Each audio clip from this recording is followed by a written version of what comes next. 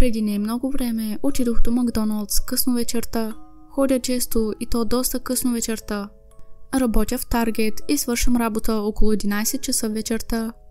Живея в апартамент наблизо с моята съквартирантка. Апартаментът се намира на по-малко от километър разстояние, така че обикновено ходя пеша до работа и обратно. По пътя ми към вкъщи има денонощен Макдоналдс, така че често се отбивам там за нещо за хапване. Една вечер, както обикновено, излязох от работа и се запътих към вкъщи. Докато минавах покрай Макдоналдс, стомахът ми изкъркори и усетих колко съм гладна. Бях изморена и не ми се готвеше като се прибера. Затова влязох и се направих поръчката на автоматичния екран. Но докато го правех, един мъж се приближи до мен. Буквално бяхме само ние двамата в заведението. Всички останали бяха служители. Той влезе малко след мен и застана прекалено близо до мен, докато поръчвах. Обърнах се и го погледнах накриво. Беше сравнително нисък с зимна шапка и яке. И тогава той каза нещо изключително зловещо. Каза ми, че ме е проследил от Таргет насам. Но аз дори не познавах този човек. Бях объркана и дори не успях да реагирам преди да се засмее леко и да се отдалечи. Помислих си, че може би е някаква извратена шега. Приключих с поръчката си и отидох да седна възможно най-далеч от него. Седяхме на противоположни краища на заведението.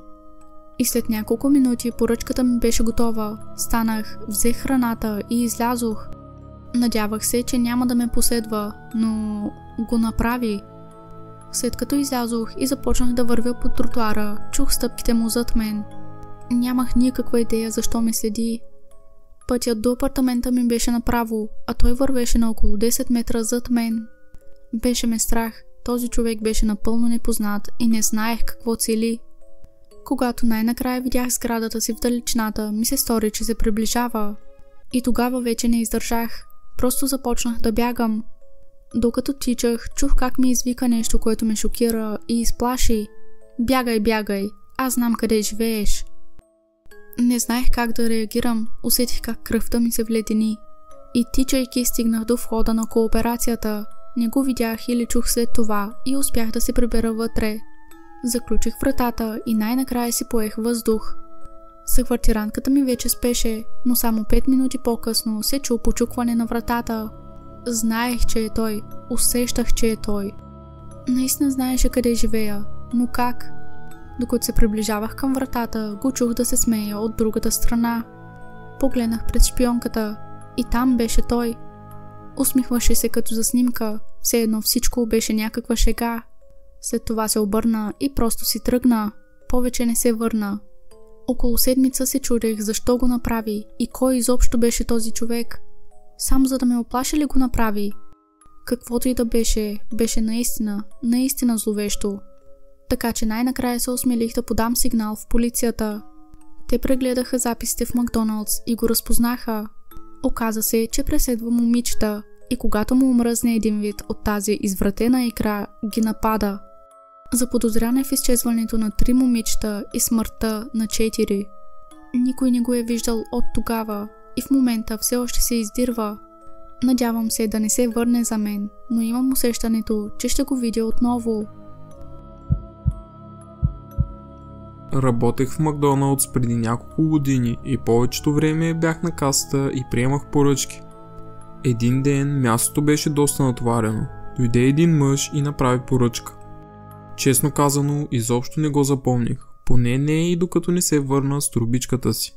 Каза, че пържените му картофи били студени и че не искал кисели краставички в бургера, но въпреки това ги получил. Още в този момент усетих, че ще създаде проблем. Бях по средата на друга поръчка, а и имаше опашка, а начинът по който говореше с мен беше груб и агресивен. Помолих го да изчака малко, но той отказа и се залепи в лицето ми. Попитах го какво точно иска. Той започна да настоява да му върнем парите и искаше нова поръчка. Тогава се появи мениджърката ми Линда. Тя каза: "Не, няма шанс. Няма да му връщаме парите. Няма да минем пак през това."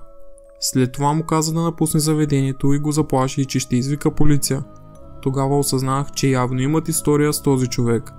Спориха известно време, докато най-накрая не си тръгна.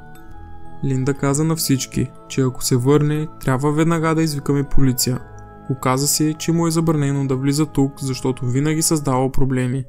Продължих да работя, но около 5 минути по-късно отново го видях. Този път беше отвън на паркинга и забелязах, че държи огромен камък. Гледах в шок как се приближава до една от колите. Беше колата на Линда. Той хвърли камъка към предното стъкло и го щупи. Шумът накара доста хора да се обърнат. Мъжът се усмихна и си тръгна. Сякаш нищо не е станало. Веднага се обадих на полицията. Малко след това Линда изтича навън и видя какво е станало. Беше бясна и отиде направо при колата си. Не след дълго дойдоха полицаите и започнаха да разпитват всички. За щастие заловиха мъжа доста бързо. Когато приключих работа около час по-късно, Линда все още беше навън с полицаите. По-късно разбрах, че той се е криел зад заведението и е чакал Линда да свърши работа. Дори не искам да знам какво щеше да се случи и какво щеше да причини на Линда, ако не го бяха заловили. Това се случи само преди няколко години и със сигурност е едно от най-лудите неща, които някога са ми се случвали. Един ден отидох в Макдоналдс, за да поработя там. Понякога това е наистина добро място за работа, наподобява кафене. В много от локациите на Макдоналдс е доста спокойно в заведението. Освен това има безплатен интернет, контакти и евтина храна. Затова реших да отида в най-близкия Макдоналдс до апартамента ми. Беше на около 5 минути с кола. Когато пристигнах, мисля, че имаше само още един човек вътре. Беше рано сутрин. Настаних се на място в средата на ресторанта, където имаше високи столове. До мен имаше контакт и включих лаптопа си да се зарежда там. В следващите няколко часа просто седях и работех. В един момент станах да си взема кафе и после се върнах на мястото си. Влизаха и излизаха хора, но не им обръщах особено внимание. След като бях там вече поне 3 часа, реших да си взема още едно кафе. Когато станах обаче, осъзнах, че портфейла ми го няма. Той беше в левия джоб на якето ми, което по-рано бях съблякла и окачила на стола, на който седях. Първо помислих, че може да е паднал на пода. Огледах се, но не го видях никъде. До този момент бях изцяло фокусирана върху компютъра си и напълно изолирана от околността си. Нямах никаква представа кога и как съм изгубила портфейла си. Единственото, което знаех със сигурност е, че беше в мен поне 2 часа по-рано, когато си взех първото кафе. Тогава погледнах телефона си и забелязах нещо, което не бях видяла преди. Известие от банката ми, получено преди около 10 минути. Пишеше, че е одобрена покупка с моята карта в Макдоналдс за около $2. Но тази покупка не я направих аз. И тогава осъзнах, че някой е откраднал портфейла ми в същия този Макдоналдс и е използвал картата ми. Колкото и налудничево да звучеше, имаше логика.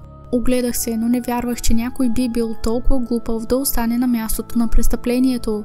Но имаше един мъж, който седеше сам на една от масите по-далеч от мен.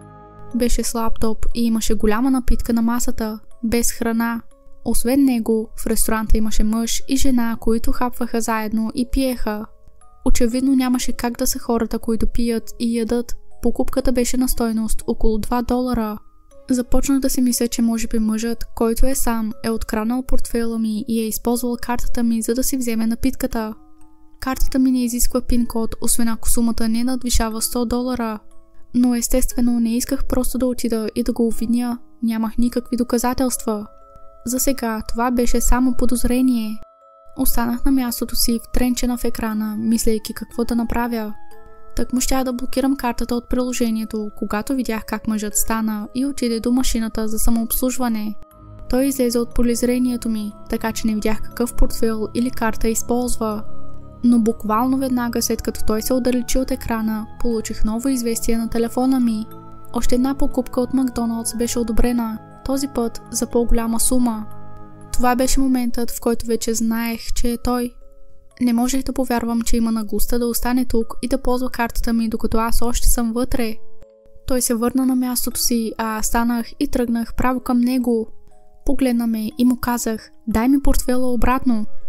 Той, разбира се, веднага започна да отрича всичко и ме нарече луда.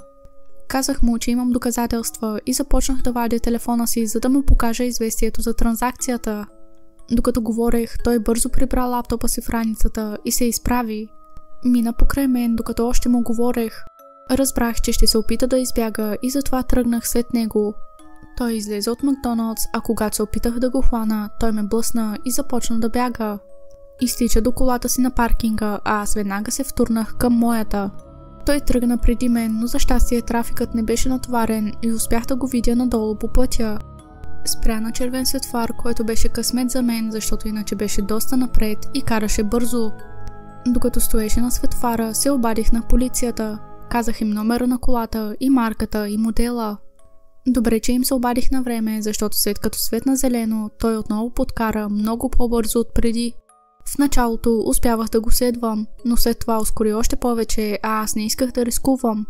Намалих скоростта и го оставих да избяга, но казах на полицията в каква посока е тръгнал. И тогава осъзнах, бях оставила лаптопа и всичко останало в Макдоналдс. Обърнах колата и се върнах обратно. Бяха минали около 10 или 15 минути. За щастие, когато пристигнах, всичките ми неща още си бяха там, където ги бях оставила.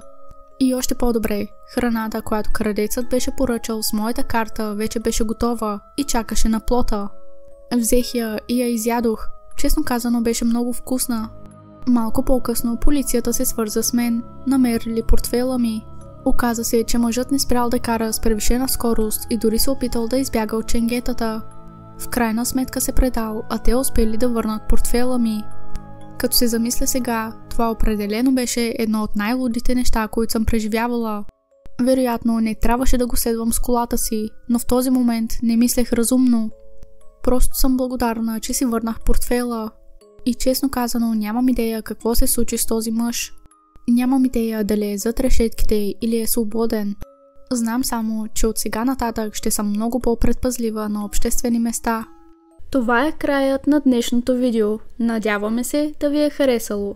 Ако е така, оставете палец нагоре и се абонирайте за нашия канал с камбанката, за да не пропускате новите ни видеа. А ако нямате идея какво друго да гледате, нашите предложения ще излязат на екраните ви. Ние бяхме Митично и ще се видим отново в неделя.